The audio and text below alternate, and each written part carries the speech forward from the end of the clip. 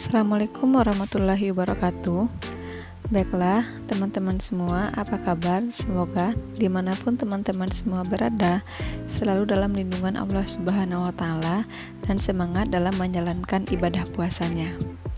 Baiklah, kami dari kelompok 9 yang beranggotakan saya sendiri, yaitu Afifah Ulia dengan NIM 1816040046 dan rekan saya Chandra Ryoking dengan NIM 1816040045 serta Devri Suseno dengan NIM 1816040055. Baiklah, kami dari kelompok 9 di sini kami akan membahas materi mengenai ekuitas. Oke, langsung saja. Enjoy this video. Baiklah, saya Chandra Ryoking, NIM 1816040045 akan melanjutkan presentasi kelompok kami. Laporan posisi keuangan atau ekuitas. Konsep ekuitas. FASB Statement of Financial Accounting Concept nomor 6 mendefinisikan ekuitas sebagai hak sisa terhadap aktiva suatu entitas setelah dikurangi hutang. Dari definisi tersebut dapat dikatakan bahwa dua karakteristik ekuitas adalah sebagai berikut. Yang pertama, ekuitas sama dengan aktiva neto, yaitu selisih antara aktiva perusahaan dengan hutang perusahaan. Yang kedua, ekuitas dapat bertambah atau berkurang karena kenaikan atau penurunan aktiva neto yang berasal dari sumber bukan pemilik, atau pendapatan dan biaya maupun investasi oleh pemilik atau distribusi kepada pemilik. Selanjutnya, laporan nilai tambah atau value added sebagai pelengkap laporan keuangan. Laporan keuangan suatu perusahaan yang terdiri dari neraca, laporan laba rugi, laba yang belum dibagi, dan perubahan posisi keuangan atau arus kas, serta catatan atas laporan keuangan sebenarnya tidak lain adalah laporan pertanggungjawaban manajemen kepada terutama para pemilik perusahaan. Selanjutnya, konsep nilai tambah. Nilai tambah pada dasarnya adalah hasil penjualan dikurangi dengan biaya bahan baku dan jasa pihak luar yang digunakan dalam rangka menciptakan penghasilan tersebut. Sebagian dari hasil penjualan dipakai untuk membayar bahan baku dan jasa yang dibeli dari masyarakat di luar perusahaan. Sisanya adalah kekayaan atau nilai tambah perusahaan atau nilai tambah perusahaan yang diciptakan oleh pegawai yang ada di dalam perusahaan yang bekerja dengan sejumlah modal yang berasal dari pemegang saham, kreditur, dan pemakaian fasilitas umum yang disediakan oleh pemerintah. Metode penentuan nilai tambah. Metode subtraktif. Penjualan atau HP dikurangi dengan beban input atau BI yang terdiri dari bahan baku atau jasa yang dibeli dari luar perusahaan yang dipakai untuk menghasilkan penjualan tersebut, atau secara matematis dapat dirumuskan sebagai berikut. NT sama dengan HP dikurang BI. Selanjutnya, metode aditif. Jumlah laba operasi atau sebelum pajak, bunga, dan pos-pos luar biasa, tetapi setelah menghilangkan unsur beban operasi dan laba yang berasal dari kegiatan non-produksi, ditambah dengan biaya gaji dan upah pegawai atau secara matematis dirumuskan sebagai berikut. NT sama dengan BG tambah dalam kurung LO dikurang NP. NT sama dengan nilai tambah, BG sama dengan beban gaji dan upah, LO laba operasi, NP sama dengan beban operasi dan laba yang berasal dari kegiatan non-produksi. Selanjutnya, laporan keuangan nilai tambah. Laporan keuangan nilai tambah dapat disusun dengan mudah hanya dengan mengubah laporan laba rugi. Besarnya laba yang ditahan perusahaan dapat dihitung dengan cara mengurangkan berbagai macam pajak, berbagai macam beban, pajak dan dividen dari hasil penjualan, atau secara matematis dapat dituliskan sebagai berikut. LD sama dengan HP dikurang BI dikurang DEP dikurang BG dikurang I dikurang DIV dikurang T sama dengan atau persamaan 1. LD sama dengan laba ditahan, HP hasil penjualan, BI total beban input bahan baku dan jasa lain, BG beban gaji dan upah pegawai, DEP beban depresiasi, I beban bunga, DIV sama dengan dividen yang dibayar, T pajak penghasilan. Dengan mengubah persamaan 1, yaitu memindahkan elemen hasil penjualan, beban input dan beban depresiasi ke sebelah kiri persamaan, serta memindahkan elemen beban gaji, beban bunga, dividen, pajak, dan laba ditahan ke sebelah kanan persamaan, maka dapat dihitung besarnya nilai tambah bersih. HP dikurang BI dikurang DEP sama dengan BG ditambah I ditambah DIV tambah T tambah LD, sama dengan persamaan 2. Jika nilai depresiasi dalam persamaan 2 dipindahkan ke sebelah kanan persamaan, maka akan didapat besarnya nilai tambah kotor, yaitu HP dikurang BI sama dengan BG ditambah I ditambah DIV ditambah T ditambah LD ditambah DEP, yaitu persamaan 3. Perbedaan antara nilai tambah bersih dan nilai tambah kotor terletak pada perlakuan beban depresiasi. Perbedaan kedua nilai tambah tersebut adalah sebagai berikut. Yang pertama, nilai tambah tidak lain adalah kekayaan yang diciptakan oleh perusahaan, dan kekayaan ini akan dinilai terlalu tinggi apabila tidak diakui adanya akumulasi penurunan nilai aktiva tetap karena pemakaian aktiva tersebut. Yang kedua, sesuai dengan konsep konsistensi dan matching antara penghasilan dan beban, maka beban depresiasi harus diperlakukan pula seperti halnya beban input bahan baku, yaitu pengurangan hasil penjualan.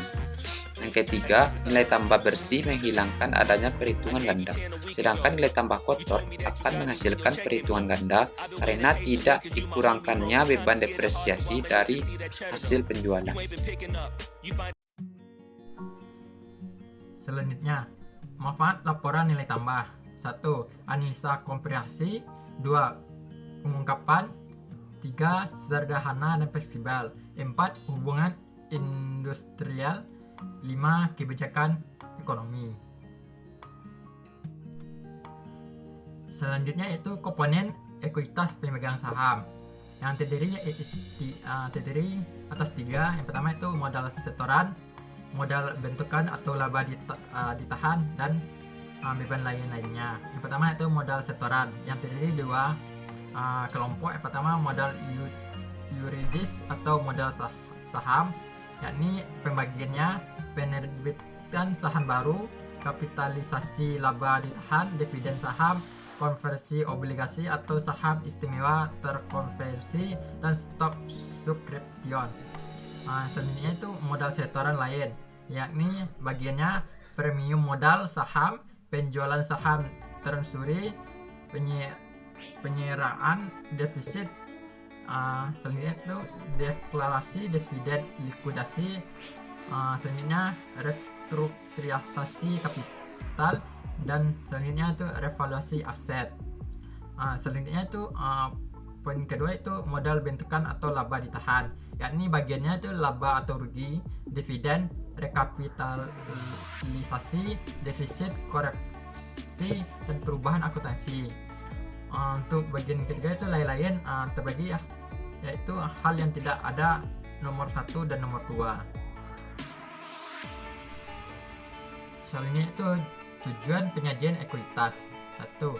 Menyediakan informasi kepada kepentingan tentang efisiensi dan kepengurusan manajemen. 2. Itu menyediakan informasi tentang riwayat serta profil investasi pemilik dan pemegang ekuitas lainnya.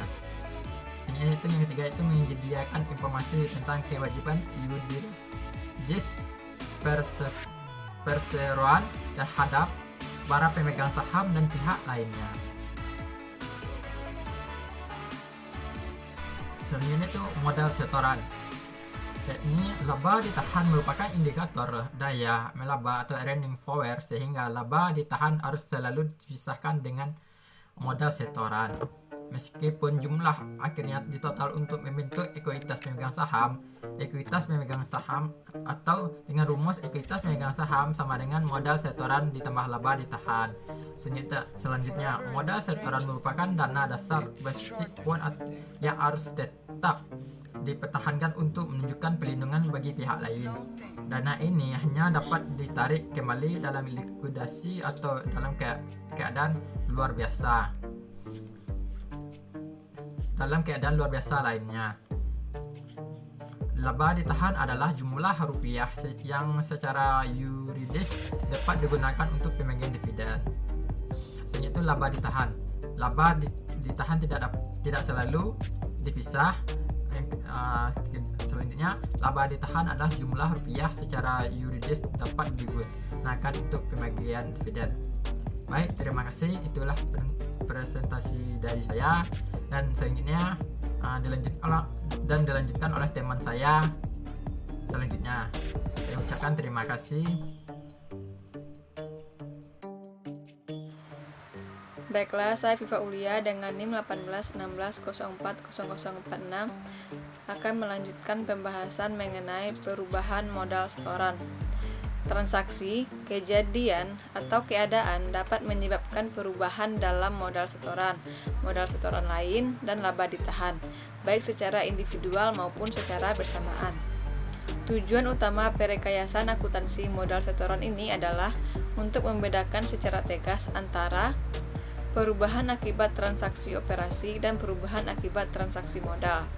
Dalam hal kenaikan modal setoran, pembedaan ini bermanfaat untuk mencegah memperlakukan kenaikan akibat transaksi modal sebagai laba, sehingga timbul kesan adanya jumlah yang tersedia untuk pembagian dividen.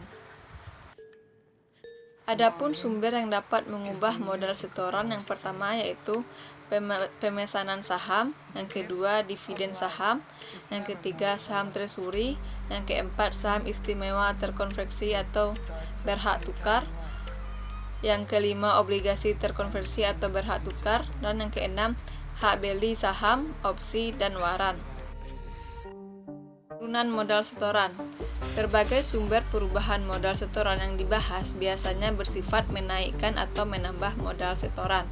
Pada umumnya lebih banyak faktor yang bersifat menaikkan modal setoran daripada yang menurunkan modal setoran.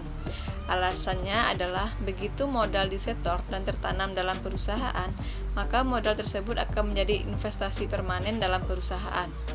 Kalaupun pemegang saham mau melepas investasinya, maka pemegang saham akan menjualnya ke pasar saham, sehingga apa yang dilakukan pemegang saham tidak mempengaruhi operasi ataupun posisi keuangan dari perusahaan tersebut. Selanjutnya yaitu perubahan laba ditahan. Adapun hal yang dapat menyebabkan laba ditahan pada suatu periode berubah selain karena transaksi modal, tetapi karena adanya transaksi khusus, yaitu diantaranya yang pertama, penyesuaian periode lalu, yang kedua, koreksi kesalahan dalam laporan keuangan sebelumnya, yang ketiga, pengaruh perubahan akuntansi, dan yang keempat, kuasi reorganisasi. Ekuitas menurut IFRS. IASB mendefinisikan ekuitas sebagai hak sisa aktiva suatu entitas setelah dikurangi semua hutang. Total ekuitas sama dengan total aktiva dikurangi total hutang, sebagaimana diakui dan diukur di dalam laporan keuangan, dan tidak menggambarkan nilai dari suatu entitas. Baiklah, selanjutnya kami akan membahas mengenai contoh kasus, di mana contoh kasus yang akan kami paparkan merupakan contoh kasus yang sederhana mengenai perubahan modal. Nah, di sini dalam soal diketahui bahwasannya modal awal pemilik biro perjalanan Travelpedia adalah sebesar 80 juta rupiah. Selama periode berjalan, pemilik menambah investasi sebesar 100 juta rupiah dan menarik dana untuk keperluan pribadi senilai 50 juta rupiah. Nah, data-data aset, kewajiban, pendapatan, dan beban pada 31 Januari 2019 adalah sebagai berikut. Yang pertama yaitu hutang dagang sebesar 12.200.000, sedangkan piutang dagang sebesar 31.350.000, kas sebesar 53.050.000, pendapatan sebesar 263.200.000, tanah sebesar 80 juta, beban lain-lain sebesar 12.950.000, beban kantor sebesar 63 juta rupiah, bahan habis pakai sebesar 3.350.000, beban gaji sebesar 131.700.000. Nah, dari data-data tersebut dapat dihitung nilai laba bersih sebesar 55.550.000. Data di atas didapatkan nilai laba bersih sebesar Rp55.550.000 yang didapat dari pendapatan yang sebesar Rp263.200.000 dikurangi dengan semua beban yang ada. Yang pertama yaitu dikurangi dengan beban lain-lain sebesar Rp12.950.000, lalu dikurangi lagi dengan beban kantor sebesar Rp63 juta, dikurangi lagi dengan beban gaji sebesar Rp131.700.000, sehingga didapat nilai laba bersih sebesar Rp55.550.000. Dari data yang telah kita dapatkan di atas, maka dapat disusun laporan perubahan ekuitas untuk perusahaan tersebut, yaitu Biro Perjalanan Travelpedia, laporan perubahan modal untuk periode yang berakhir pada 31 Januari 2019. Diketahui modal sebesar 80 juta. Dan adanya tambahan investasi selama periode berjalan sebesar 100 juta rupiah. Laba bersih selama periode berjalan sebesar 55.550.000. Tambahan investasi ditambah dengan laba bersih menjadi Rp 155.550.000. Lalu kita kurangi dengan penarikan, yaitu sebesar 50 juta rupiah. Rp155.550.000 dikurangi dengan 50 juta rupiah didapat hasil sebesar Rp105.550.000, dan hasil ini merupakan kenaikan pada ekuitas pemilik. Lalu modal awal tadi yang sebesar 80 juta ditambah dengan kenaikan pada ekuitas pemilik sebesar Rp105.550.000 menjadi Rp185.550.000.